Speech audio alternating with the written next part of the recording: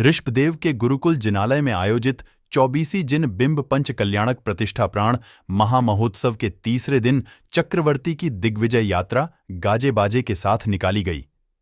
यात्रा गुरुकुल जिनालय से आरंभ होकर पाटूना चौक, नेहरू बाजार, सदर बाजार, बस स्टैंड होती हुई वर्धमान सभागार पहुंची।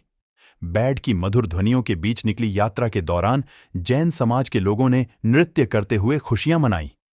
वात्सल्य वारिधि आचार्य श्री वर्धमान सागर महाराज ससंघ के सानिध्य में जयकारों के बीच भगवान के माता पिता ने संहिता सूर्य पंडित हंसमुख जैन धर्यावद, पंडित सुधीर शास्त्री मार्तंड के मंत्रोच्चार के बीच तीर्थंकर बालक का राज्याभिषेक करवाया गया।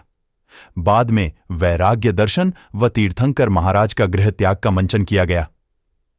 आचार्य श्री के सानिध्य में दीक्षा विधि संस्कार, तप कल्याणक पूजा व हवन का आयोजन किया गया। श्रीमद जिनेन्द्र पंच कल्याणक प्रतिष्ठाप्राण महामहोत्सव के तहत वर्धमान सभागार में आयोजित प्रवचन सभा में आचार्य श्री वर्धमान सागर जी ने कहा, आज आपने तीर्थंकर बालक की देव बालकों के साथ क्रीड़ा देखी है। संसार का हर प्राणी क्रीड़ा करता है जो किसी भी रूप में होती है। संसार असार है। इस असार संसार में रहने वाले सुख की कल्पना कर लौकिक सुख चाहते हैं। संसार समुद्र में दुख से डूबे हैं। संसार में सुख नहीं है। सुख शाश्वत होना चाहिए और शाश्वत सुख धर्म से मिलता है और धर्म से पुण्य कमाया जाता है और पुण्य से ही सुख की राह मिलती है। बाल क्रीड़ा में अपने कबड्डी का खेल देखा। संसारी प्राणी भी पुण्य और पाप की कबड्डी में मग्न है। पुण्य प्राप्ति के लिए धर्म की क्रिया करना होगी। पाप हमेशा पुण्य से हारता है।